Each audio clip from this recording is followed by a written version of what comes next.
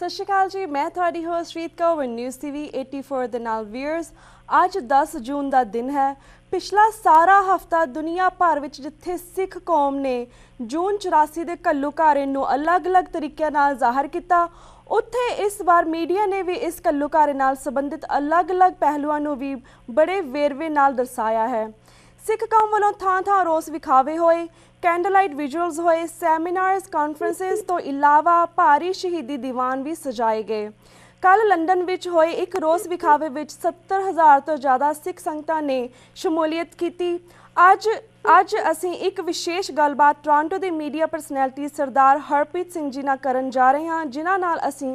इस जून 84 के घੱਲੂਘਾਰੇ हफ्ते की अहमियत और इस बार होई विशेष कवरेज संबंधी गलबात करांगे। तो साडे नाल ऑनलाइन ते जुड़ चुके हैं Sardar Harpreet Singh ji. Harpreet ji, welcome to my news show. Waheguru ji का खालसा, वाहिगुरू जी की फतेह। वाहिगुरू जी का खालसा, वाहिगुरू जी की फतेह। और समूह जिन्हें भी TV 84.tv ਦੇ ਨਾਲ ਸਾਡੇ ਦਰਸ਼ਕ ਜੁੜੇ ਨੇ, ਉਹਨਾਂ ਸਾਰਿਆਂ ਨੂੰ ਵਾਹਿਗੁਰੂ ਜੀ ਕਾ ਖਾਲਸਾ, ਵਾਹਿਗੁਰੂ ਜੀ ਕੀ ਫਤਿਹ। सरदार हरप्रीत सिंह जी, इस बार जून 84 के घੱਲੂਘਾਰੇ की 29वीं एनिवर्सरी है। 29 शब्द कोई 5 या 10 एनिवर्सरी वांगू अहमियत नहीं रखता, पर की कारण है कि दुनिया भर विच खास करके साउथ इंडियन मीडिया और पंजाबी मीडिया ने खास करके सारा हफ्ता इसनू कवर किया है? जी, जिद्दां तुसीं ये गल कीती है कि कोई ये मैजिक फिगर ते नहीं हैगी, कोई 10 नहीं, कोई 5 नहीं, कोई 25 नहीं, कोई इस तरीके नाल नहीं हैगी कि ये अज गोल्डन जुबली हैगी आ जां सिल्वर जुबली हैगी आ। हाँ जी। पर जे तुसीं पिछले सालां दे विच देखदे हो ते जिहड़ा जून 1984, एक तां जून जदों असीं कहने आ, मैं ये कहना हुन्ना कि जो भी व्यक्ति सिख दी जून च आया, मैं इदां इस चीज़ नूं लैंदा भी मनुख दी जून च नहीं आया, जो सिख दी जून दे विच आया उहदे लई जून 1984 दा महीना एक बहुत ही यादगारी, एक बहुत पेनफुल, पर नाल दी नाल बहुत सारियां जे सानू असीं कहिए कि आउण वाले दिनां दे विच जां साडे फ्यूचर दे लई बहुत सारियां चीज़ां ये छड्ड जांदा। क्योंकि जून 1984 का जिन्नी बार सानू कहा गया कि भुल जाओ भुल जाओ भुल जाओ, 19 वारी या 19 शिद्दत दे नाल सानू ये वार-वार याद होंदा। जेकर ਅਸੀਂ ਜੂਨ ਦੀ ਮਹੀਨੇ ਦੀ ਗੱਲ ਕਰਦੇ ਹਾਂ ਤੇ ਸ਼ਹੀਦਾਂ ਦੇ ਸਰਤਾਜ ਸਾਹਿਬ ਸ੍ਰੀ ਗੁਰੂ ਅਰਜਨ ਦੇਵ ਜੀ ਮਹਾਰਾਜ ਦਾ ਜੋ ਸ਼ਹਾਦਤ ਹੁੰਦੀ ਆ, ਉਹ ਵੀ ਇਹਨਾਂ ਦਿਨਾਂ ਦੇ ਵਿੱਚ ਹੀ ਹੁੰਦੀ ਆ। ਉਸ ਤੋਂ ਬਾਅਦ ਜੇਕਰ ਅੱਜ ਦੇ ਦਿਨ ਦੀ ਅਸੀਂ ਗੱਲ ਕਰਦੇ 1716 ਦੇ ਵਿੱਚ 10 ਜੂਨ ਵਾਲੇ ਦਿਨ ਬਾਬਾ ਬੰਦਾ ਸਿੰਘ ਬਹਾਦਰ ਦੀ ਜਿਹੜੀ ਆ ਸ਼ਹਾਦਤ ਹੁੰਦੀ ਆ। 10 ਜੂਨ 1982 ਵਾਲੇ ਦਿਨ ਜਿਹੜੀ ਆ ਅੱਜ ਜੋ ਅਜੋਕਾ ਸਮਾਂ ਹੈਗਾ, ਅਜੋਕੀ ਇਤਿਹਾਸ ਦੀ ਅਸੀਂ ਗੱਲ ਕਰੀਏ ਤੇ ਭਾਈ ਕੁਲਵੰਤ ਸਿੰਘ ਨਾਗੋਕੇ ਨੂੰ ਕੋਹ ਕੇ ਸ਼ਹੀਦ ਕੀਤਾ ਗਿਆ। ਹੁਣ ਤਿੰਨੇ ਜਿਹੜੀਆਂ ਸ਼ਹਾਦਤਾਂ ਨੇ ਜੀ, ਉਹਨਾਂ ਦੇ ਵਿੱਚ ਜਿੰਨੀਆਂ ਵੀ ਜੋ ਸਾਡੇ ਸਿੱਖ ਨੇ, ਸਾਡੇ ਗੁਰੂ ਸਾਹਿਬਾਨ ਨੇ, ਚਾਹੇ ਸਿੱਖ ਨੇ, ਉਹਨਾਂ ਨੂੰ ਕੋਹ ਕੇ ਸ਼ਹੀਦ ਕੀਤਾ ਗਿਆ। ਔਰ ਸ਼ਹੀਦ ਦਾ ਮਤਲਬ ਜਦੋਂ ਅਸੀਂ ਇਹ ਕਹਿੰਦੇ ਆ ਕਿ ਕਿਸੇ ਚੀਜ਼ ਦੀ ਸ਼ਹਾਦਤੀ ਭਰਨਾ, ਕਿਸੇ ਚੀਜ਼ ਦੀ ਗਵਾਹੀ ਦੇਣਾ, ਕਿਸੇ ਲੋਕਾਂ ਦੀਆਂ ਪੇਨਸ ਦੇ ਲਈ, ਲੋਕਾਂ ਦੀਆਂ ਮੁਸ਼ਕਲਾਂ ਦੇ ਲਈ, ਲੋਕਾਂ ਦੇ ਮਸਲਿਆਂ ਦੇ ਲਈ ਤੁਸੀਂ ਆਪਣੀ ਜਿਹੜੀ ਜੀਵਨ ਦੀ ਸ਼ਹਾਦਤ ਦਿੰਦੇ ਹੋ, ਜੀਵਨ ਦੀ ਤੁਸੀਂ ਸ਼ਹਾਦਤੀ ਭਰਦੇ ਹੋ, ਜੀਵਨ ਦੀ ਤੁਸੀਂ ਆਪਣੀ ਗਵਾਹੀ ਦੇ ਜਾਂਦੇ ਹੋ, ਆਪਣੇ ਜੀਵਨ ਦੀ ਆਹੂਤੀ ਦੇ ਕੇ। ਸੋ 1984 ਜਦੋਂ ਅਸੀਂ ਗੱਲ ਕਰਦੇ ਹਾਂ ਜੂਨ 1984, ਜਿਹਦੇ ਵਿੱਚ ਤੁਸੀਂ ਮੀਡੀਆ ਦੀ ਗੱਲ ਕੀਤੀ ਹੈ, ਪਹਿਲਾਂ ਸਾਊਥ ਏਸ਼ੀਅਨ ਮੀਡੀਆ ਦੀ ਅਸੀਂ ਗੱਲ ਕਰੀਏ, ਚਾਹੇ ਉਹ ਭਾਰਤ ਦੇ ਵਿੱਚ ਹੈ, ਹਾਂਜੀ, ਉਹਦੀ ਮਜਬੂਰੀ ਹੈ ਕਿ ਉਹਨਾਂ ਨੇ, ਕਿਉਂਕਿ ਦੇਸ਼ ਦੀ ਏਕਤਾ ਤੇ ਅਖੰਡਤਾ ਦਾ ਇੱਕ ਸਲੋਗਨ ਬਾਰ-ਬਾਰ ਉਚਾਰ ਕੇ, ਤੋਤੇ ਰਟਨ ਲਾ ਕੇ ਉਹ ਇਹ ਪ੍ਰੂਵ ਕਰਨ ਦੀ ਕੋਸ਼ਿਸ਼ ਕਰ ਰਹੇ ਨੇ ਕਿ ਉਹ ਜਿਹੜਾ ਸਿਸਟਮ ਹੈਗਾ, ਜਿਹੜਾ ਗਲ ਛੱਡ ਚੁੱਕਿਆ ਉਹ ਸਿਸਟਮ ਪੂਰੀ ਤਰ੍ਹਾਂ ਦੇ ਨਾਲ, ਚਾਹੇ ਤੁਸੀਂ ਉਹਨਾਂ ਦੀ ਇਕਨੋਮੀ ਲੈ ਲਓ, ਚਾਹੇ ਤੁਸੀਂ ਉਹਨਾਂ ਦੀ ਜੁਡੀਸ਼ਰੀ ਲੈ ਲਓ, ਚਾਹੇ ਤੁਸੀਂ ਉਹਨਾਂ ਦਾ ਪੁਲਿਸ ਪ੍ਰਸ਼ਾਸਨ ਲੈ ਲਓ, ਚਾਹੇ ਤੁਸੀਂ ਉਹਨਾਂ ਦੀਆਂ ਸੀਮਾਵਾਂ ਦੇ ਉੱਤੇ ਜਾਣੀ ਕਿ ਬਾਰਡਰ ਦੇ ਉੱਤੇ ਤੁਸੀਂ ਜੋ ਕੁਝ ਵਾਪਰਿਆ ਤੁਸੀਂ ਉਹਨਾਂ ਚੀਜ਼ਾਂ ਨੂੰ ਲੈ ਲਓ, ਚਾਹੇ ਤੁਸੀਂ ਮਾਈਨੋਰਟੀਜ਼ ਦੀ ਗੱਲ ਕਰ ਲਓ, ਚਾਹੇ ਤੁਸੀਂ ਮਨੁੱਖੀ ਹੱਕਾਂ ਦੀ ਗੱਲ ਕਰ ਲਓ, ਕੋਈ ਵੀ ਗੱਲ ਕਰ ਲਓ, ਕਿਤੇ ਵੀ ਪੂਰੀ ਨਹੀਂ ਪੈਂਦੀ। ਕਿਤੇ ਵੀ ਸਾਡੇ ਜੋ ਸ਼ਹੀਦ ਸਨ 1947 ਤੋਂ ਪਹਿਲਾਂ ਦੇ, ਜਿਨ੍ਹਾਂ ਨੇ ਇਸ ਸੋ ਕਾਲਡ ਅਖੌਤੀ ਨਾਮ ਨਿਹਾਦ ਆਜ਼ਾਦੀ ਦੇ ਲਈ ਆਪਣੀਆਂ ਕੁਰਬਾਨੀਆਂ ਕੀਤੀਆਂ, ਇੱਕ ਸੁਪਨਾ ਸੰਜੋਇਆ ਸੀ ਉਹਨਾਂ ਨੇ ਆਪਣੀਆਂ ਅੱਖਾਂ ਦੇ ਵਿੱਚ, ਅੱਜ ਅਸੀਂ ਉਹ ਦੇਖਦੇ ਹਾਂ ਕਿ ਉਸ ਸੁਪਨੇ ਦੇ ਕਿਤੇ ਨੇੜੇ ਤੇੜੇ ਵੀ ਅਸੀਂ ਨਹੀਂ ਢੁੱਕ ਰਹੇ। ਔਰ ਜੇ ਗੱਲ ਸਪੈਸ਼ਲੀ ਅਸੀਂ ਜੂਨ 1984 ਦੀ ਗੱਲ ਕਰਦੇ, ਕਿਉਂਕਿ ਮੀਡੀਆ ਸੰਦਰਭ ਤੋਂ ਤੁਸੀਂ ਇਹ ਗੱਲ ਕਰਨੀ ਚਾਹੁੰਦੇ ਹੋ, ਮੈਂ ਗੱਲ ਇਹ ਕਰ ਰਿਹਾ ਸੀ ਕਿ ਚਾਹੇ ਉਹ ਜੋ ਇੰਡੀਆ ਦਾ ਮੀਡੀਆ, ਕਿਉਂਕਿ ਉਹਦੇ ਕੋਲ ਇੱਕ ਆਬਜੈਕਟਿਵ ਹੈ, ਇੱਕ ਸੰਕਲਪ ਇਹ ਹੈਗਾ ਕਿ ਉਹਨਾਂ ਨੇ ਸੋ ਕਾਲਡ ਜਿਹੜੀ ਰਾਸ਼ਟਰਵਾਦ ਦੀ ਇੱਕ ਰਾਗ ਦਰਬਾਰੀ ਮੈਂ ਕਹਿੰਦਾ ਹੁੰਦਾ ਇਹਨੂੰ, ਇਹ ਅਲਾਪਣਾ ਉਹਨਾਂ ਦੀ ਮਜਬੂਰੀ ਆ। ਪਰ ਨਾਲ ਦੀ ਨਾਲ ਜਦੋਂ ਅਸੀਂ ਡਾਇਸਪੋਰਾ ਮੀਡੀਆ ਦੀ ਗੱਲ ਕਰਦੇ ਹਾਂ, ਜਿਹਦੇ ਵਿੱਚ ਸਾਊਥ ਏਸ਼ੀਅਨ ਜਿਹੜਾ ਮੀਡੀਆ ਹੈਗਾ ਉਹਦੀ ਗੱਲ ਕਰਦੇ ਆ, ਤੇ ਉਹਦੀ ਕਿਤੇ ਨਾ ਕਿਤੇ ਇਹ ਮਜਬੂਰੀ ਬਣ ਜਾਂਦੀ ਆ ਕਿ ਜੋ ਸਟੋਰੀਜ਼ ਇੰਡੀਅਨ ਸਰਕਾਰ, ਭਾਰਤੀ ਸਰਕਾਰ ਦੇਣੀ ਚਾਹੁੰਦੀ ਆ, ਉਹ ਇੱਧਰ ਆ ਕੇ ਇਹਨਾਂ ਥਾਵਾਂ ਦੇ ਉੱਤੇ ਉਹ ਵੇਚੇ। ਕਿਉਂ ਵੇਚੇ? ਜੇਕਰ ਅਸੀਂ ਪਿਛਲੇ ਦਿਨਾਂ ਦੀ ਗੱਲ ਕਰਦੇ ਹਾਂ, ਜੋ ਸੰਡੇ ਵਾਲੇ ਦਿਨ ਜੋ ਇੱਕ ਮੁਜ਼ਾਹਰਾ ਕੀਤਾ ਗਿਆ, ਇੱਕ ਰਿਮੈਂਬਰੈਂਸ ਡੇ ਮਨਾਇਆ ਗਿਆ ਇੰਗਲੈਂਡ ਦੇ ਵਿੱਚ, ਜਿਹਦੇ ਵਿੱਚ ਲੱਖਾਂ ਲੋਕਾਂ ਨੇ ਆਪਣੀ ਸ਼ਿਰਕਤ ਕੀਤੀ ਆ। ਹੁਣ ਉਹ ਲੋਕ ਜਿਨ੍ਹਾਂ ਦਾ ਪੂਰੀ ਮਸ਼ੀਨਰੀ ਲੱਗ ਚੁੱਕੀ ਆ, ਜਿਨ੍ਹਾਂ ਦਾ ਪੈਸਾ ਲੱਗ ਚੁੱਕਾ ਇੰਨਾ ਜ਼ਿਆਦਾ, ਉਹਨਾਂ ਨੂੰ ਭੁਲਾਉਣ ਦੇ ਲਈ ਕਦੀ ਸਿੱਖਨੁਮਾ ਪ੍ਰਧਾਨ ਮੰਤਰੀ ਦੇ ਮੂੰਹ ਦੇ ਵਿੱਚੋਂ ਇਹ ਗੱਲ ਕਹਾਉਂਦੇ ਨੇ ਕਿ ਹੁਣ ਅਸੀਂ ਅੱਗੇ ਵਧਣਾ, ਕਿਉਂਕਿ ਅਸੀਂ ਕੁਝ ਚੀਜ਼ਾਂ ਭੁੱਲਣੀਆਂ ਨੇ, ਭੁੱਲ ਕੇ ਅੱਗੇ ਵਧਣਾ ਚਾਹੁੰਦੇ ਹੋ। ਹਰ ਇੱਕ ਥਾਂ ਦੇ ਉੱਤੇ ਉਹਨਾਂ ਦਾ ਜ਼ੋਰ ਲੱਗਾ ਹੋਇਆ, ਬਿਲੀਅਨਸ ਆਫ ਡਾਲਰਸ ਉਹਨਾਂ ਦੇ ਖਰਚੇ ਜਾ ਚੁੱਕੇ ਨੇ ਆਪਣੀਆਂ ਸਟੋਰੀਜ਼ ਨੂੰ ਪ੍ਰੋਪੇਗੇਟ ਕਰਨ ਦੇ ਲਈ। ਪਰ ਉਹ ਦੇਖ ਕੀ ਰਹੇ ਨੇ ਕਿ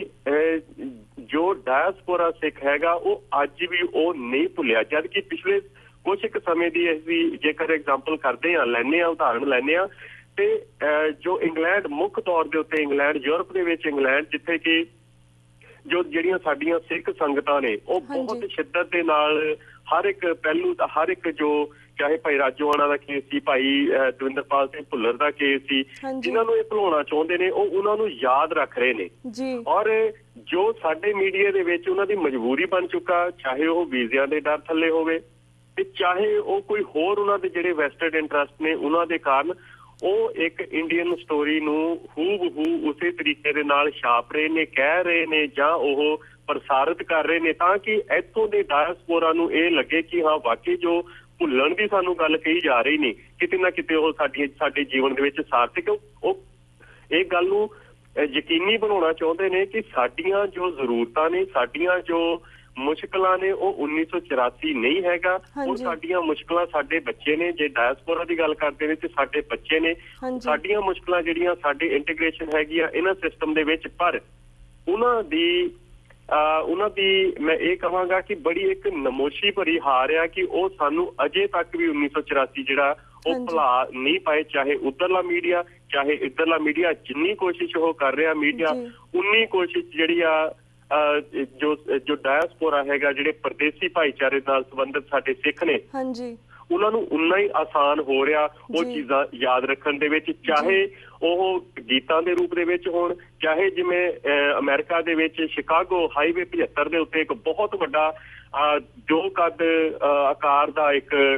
ਬਿਲ ਬੋਰਡ ਲਗਾਇਆ ਗਿਆ, ਜਿਹਦੇ ਵਿੱਚ ਇਹ ਲਿਖਿਆ ਗਿਆ ਲੈਟਸ ਵੀ ਫੋਰਗੇਟ, ਕਿ ਅਸੀਂ ਨਹੀਂ ਭੁੱਲਣਾ ਹੈਗਾ ਉਸ ਚੀਜ਼ ਨੂੰ, 1984 ਨੂੰ ਅਸੀਂ ਨਹੀਂ ਭੁੱਲ ਸਕਦੇ। ਖਾਸ ਤੌਰ ਦੇ ਉੱਤੇ ਜੂਨ ਤੇ ਆਮ ਤੌਰ ਦੇ ਉੱਤੇ ਅਸੀਂ ਜਿਹੇ ਕਹਿੰਦੇ ਆ ਤੇ ਨਵੰਬਰ ਦਾ ਵੀ ਅੱਗੇ ਆ ਜਾਣਾ, ਜਿਨ੍ਹਾਂ ਔਰ ਉਸ ਕੇਸ ਦੇ ਵਿੱਚ ਵੀ ਇਹਨਾਂ ਦੀ ਪੂਰੀ ਕੋਸ਼ਿਸ਼ ਇਹੀ ਰਹੇਗੀ ਕਿ ਅਸੀਂ ਜੂਨ ਦੇ ਨਾਲ ਦੀ ਨਾਲ ਨਵੰਬਰ ਦਾ ਮਹੀਨਾ ਵੀ ਭੁਲਾਉਣਾ, ਪਰ ਉਹ ਸਾਡੇ ਜ਼ਿਹਨ ਦੇ ਵਿੱਚੋਂ, ਸਾਡੀ ਸਾਈਕੀ ਦੇ ਵਿੱਚੋਂ ਕਦੇ ਵੀ ਨਹੀਂ ਨਿਕਲ ਪਾਏਗਾ, ਜਿੰਨਾ ਮਰਜ਼ੀ ਜੋ ਮੀਡੀਆ ਉਹ ਜ਼ੋਰ ਲਗਾ ਲਵੇ। ਜੀ ਬਿਲਕੁਲ। ਤੇ ਹਰਪ੍ਰੀਤ ਜੀ, ਆਮ ਤੌਰ ਤੇ ਇਹ ਕਿਹਾ ਜਾਂਦਾ ਹੈ ਕਿ ਸੱਚਾ ਇਤਿਹਾਸ ਉਦੋਂ ਸਾਹਮਣੇ ਆਉਂਦਾ ਹੈ ਜਦੋਂ ਵਕਤ ਦੀ ਧੂੜ ਸੈਟਲ ਹੋ ਜਾਂਦੀ ਹੈ। ਕੀ ਤੁਹਾਨੂੰ ਨਹੀਂ ਲੱਗਦਾ ਇਸ ਵਾਰੀ ਬਹੁਤ ਸਾਰੇ ਉਹ ਅਨਨੋਨ ਫੈਕਟਸ ਵੀ ਸਾਹਮਣੇ ਆਏ ਹਨ ਜਿਨ੍ਹਾਂ ਨੂੰ ਦੱਸਣ ਵਾਲੇ ਹੁਣ ਤੱਕ ਚੁੱਪ ਜਾਂ ਡਰ ਕੇ ਬੈਠੇ ਸਨ? ਬਿਲਕੁਲ, ਮੈਂ ਤਾਂ ਇਸ ਚੀਜ਼ ਦੇ ਉੱਤੇ ਸਹਿਮਤ ਹਾਂ, ਕਿਉਂਕਿ ਜੋ ਇਤਿਹਾਸ ਥੋੜੇ ਵਕਫੇ ਬਾਅਦ ਆਪਣੇ ਜੋ ਪੱਤਰੇ ਝਾੜਦਾ, ਔਰ ਜਿੰਨੀ ਗ੍ਰਾਈਮ, ਜਿੰਨੀ ਧੂੜ ਉਹਦੇ ਤੇ ਜੰਮੀ ਹੁੰਦੀ ਆ ਇੱਕ ਅੰਧਕਾਰ ਦੀ, ਜਾਂ ਜਿਹੜੀਆਂ ਇਸ ਤਰ੍ਹਾਂ ਦੀਆਂ ਗਲਤ ਸਟੋਰੀਆਂ ਹੁੰਦੀਆਂ ਨੇ, ਜਦੋਂ ਆਪਣੇ ਪੱਤਰੇ ਝਾੜਦਾ, ਜਦੋਂ ਹਰਕਤ ਦੇ ਵਿੱਚ ਆਉਂਦਾ, ਤੇ ਜ਼ਰੂਰ ਜਿਹੜੀ ਜਦੋਂ ਗ੍ਰਾਈਮ ਥੱਲੇ ਡਿੱਗਦੀ ਆ, ਉਹ ਧੂੜ, ਉਹ ਮਿੱਟੀ ਜਿਹੜੀ ਇਤਿਹਾਸ ਦੇ ਅੱਖਰਾਂ ਦੇ ਉੱਤੇ, ਇਤਿਹਾਸ ਦੇ ਪੰਨਿਆਂ ਦੇ ਉੱਤੇ, ਇਤਿਹਾਸ ਦੀਆਂ ਲਿਖਤਾਂ ਦੇ ਉੱਤੇ ਜਮਾਈ ਜਾਂਦੀ ਆ। ਜੋ ਸ਼ਾਸਕ ਹੁੰਦੇ ਨੇ, ਖਾਸ ਤੌਰ ਦੇ ਉੱਤੇ ਉਹ ਸ਼ਾਸਕ ਜਿਹੜੇ ਬਰੂਟਲ ਹੁੰਦੇ ਨੇ, ਉਹ ਸ਼ਾਸਕ ਜਿਹੜੇ ਲੋਕਾਂ ਦੇ ਖੂਨ ਦੇ ਪਿਆਸੇ ਹੁੰਦੇ ਨੇ, ਜਿਨ੍ਹਾਂ ਨੇ ਘੱਲੂਘਾਰੇ ਕੀਤੇ ਹੁੰਦੇ ਨੇ, ਜਿਨ੍ਹਾਂ ਨੇ ਜੈਨੋਸਾਈਡ ਕੀਤੇ ਹੁੰਦੇ ਨੇ, ਉਹਨਾਂ ਦੀ ਇਹ ਕੋਸ਼ਿਸ਼ ਰਹਿੰਦੀ ਆ ਕਿ ਕਿਸੇ ਨਾ ਕਿਸੇ ਤਰੀਕੇ ਇਤਿਹਾਸ ਦੀਆਂ ਜਿਹੜੀਆਂ ਉਹ ਸੱਚਾਈਆਂ ਨੇ ਆਪਣੇ ਝੂਠ ਦੇ ਨਾਲ ਉਹ ਨੱਪ ਸਕਣ, ਦੱਬ ਸਕਣ, ਕਿਸੇ ਨਾ ਕਿਸੇ ਤਰੀਕੇ ਉਹਨਾਂ ਦੇ ਉੱਤੇ ਇੱਕ ਪਰਤ ਜਮਾ ਸਕਣ। ਪਰ ਇਹ ਹਮੇਸ਼ਾ ਤੋਂ ਨਹੀਂ ਹੈਗੀ ਇਹ ਗੱਲ, ਇਹ ਹਮੇਸ਼ਾ ਇੱਕ ਈਵੈਂਟ ਵਾਪਰ ਜਾਣ ਤੋਂ ਬਾਅਦ ਜੋ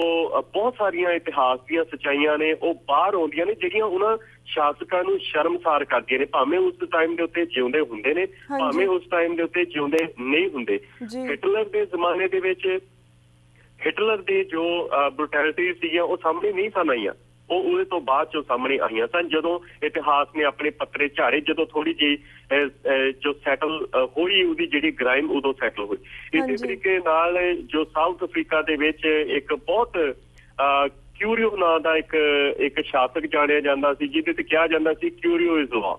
ਵੀ ਉਹ ਜਿਹੜੀ ਉਹਨੇ ਉਹ ਗੱਲ ਕਹਿ ਦਿੱਤੀ ਉਹ ਲਾਅ ਹੁੰਦੀ ਸੀ। ਪਰ ਅੱਜ ਉਹਦੀ ਇਹ ਇੱਕ ਮੈਂ ਇਹ ਕਹਿਣਾ ਕਿ ਇੱਕ ਬਣ ਚੁੱਕੀ ਆ, ਇੱਕ ਸੰਭਾਵਨਾ ਬਣ ਚੁੱਕੀ ਵੀ ਆਉਣ ਵਾਲੇ ਦਿਨਾਂ ਦੇ ਵਿੱਚ ਉਹ ਜੇਲ੍ਹ ਦੀਆਂ ਸਲਾਖਾਂ ਦੇ ਵਿੱਚ ਸ਼ਾਇਦ ਉਮਰ ਭਰ ਦੇ ਲਈ ਹੋਵੇ। ਕੀ ਕਹਿਣ ਦਾ ਮਤਲਬ ਹੈਗਾ ਕਿ ਅੱਜ ਦੇ ਦੌਰ ਦੇ ਵਿੱਚ ਜਦੋਂ 1984 ਦੇ ਵਿੱਚ ਇਹ ਸਾਰਾ ਕੁਝ ਹੋਇਆ ਸੀ, ਕਿਸ ਤਰੀਕੇ ਨਾਲ ਸਾਰਾ ਬਲੈਕ ਆਊਟ ਕੀਤਾ ਗਿਆ, ਕਿਸ ਤਰੀਕੇ ਨਾਲ ਇਹਨਾਂ ਨੇ ਆਪਣੇ ਬਲੈਕ ਪੱਤਰ ਮੈਂ ਕਹਾਂਗਾ ਕਿਉਂਕਿ ਵਾਈਟ ਪੇਪਰਾਂ ਦੇ ਨਾਂ ਥੱਲੇ ਕਿਸ ਤਰੀਕੇ ਨਾਲ ਇਹਨਾਂ ਨੇ ਆਪਣੇ ਕਾਲੇ ਕਾਰਨਾਮੇ ਲੁਕੋਏ, ਕਿਸ ਤਰੀਕੇ ਨਾਲ ਇਹਨਾਂ ਨੇ ਖਬਰਾਂ ਨੂੰ ਬਲੈਕ ਆਊਟ ਕੀਤਾ, ਕਿਸ ਤਰੀਕੇ ਦੇ ਨਾਲ ਇਹਨਾਂ ਨੇ ਵੱਖਰੇ ਵੱਖਰੇ ਲੋਕਾਂ ਦੇ ਉੱਤੇ, ਵੱਖਰੀਆਂ ਵੱਖਰੀਆਂ ਸੰਸਥਾਵਾਂ ਦੇ ਉੱਤੇ ਪਾਬੰਦੀਆਂ ਲਾਈਆਂ ਤਾਂ ਕਿ ਉਹ ਜੋ ਆਪਣੇ ਜੋ ਸੱਚਾਈਆਂ ਨੇ ਉਹ ਨਾ ਅੱਗੇ ਲਿਆ ਪਾਉਣ। ਪਰ ਇੱਕ ਇਹਦੇ ਵਿੱਚ ਕੋਈ ਸ਼ੱਕ ਨਹੀਂ ਹੈਗੀ ਕਿ ਜਦੋਂ ਕੋਈ ਈਵੈਂਟ ਵਾਪਰਦਾ, ਜਦੋਂ ਕਿ ਘੱਲੂਘਾਰਾ ਵਾਪਰਦਾ, ਇੱਕ ਸਹਿਮ ਦਾ ਮਾਹੌਲ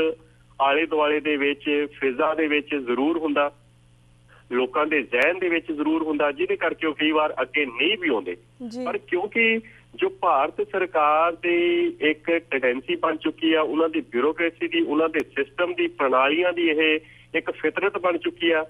ਕਿ ਸਿੱਖ, ਜੇਕਰ ਅਸੀਂ ਗੱਲ ਕਰੀਏ, ਉਹ ਜਿਹੜਾ ਸੰਘਰਸ਼ ਚੱਲਿਆ ਸੀ ਭਾਵੇਂ ਕਿ ਇੱਕ ਤਰੀਕੇ ਦੇ ਨਾਲ ਉਹ ਅੱਜ ਖਤਮ ਹੋ ਚੁੱਕਾ ਹੈ, ਪਰ ਜੋ ਭਾਰਤ ਸਰਕਾਰ ਦੀਆਂ ਨੀਤੀਆਂ ਨੇ,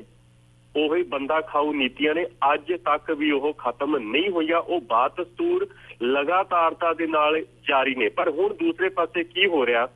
ਕਿ ਜੋ ਬੱਚਾ ਜਾਂ ਜੋ ਯੂਥ ਅੱਜ ਸਾਡਾ 25-30 ਸਾਲ ਦਾ ਹੋਇਆ, ਜਿਹੜਾ ਕਿ ਭਾਵੇਂ 1984 ਦੇ ਵਿੱਚ ਪੈਦਾ ਨਹੀਂ ਸੀ ਹੋਇਆ, ਤੇ ਜੇਕਰ ਉਸ ਸਮੇਂ ਦੇ ਵਿੱਚ ਪੈਦਾ ਹੋਇਆ ਵੀ ਸੀ ਤਾਂ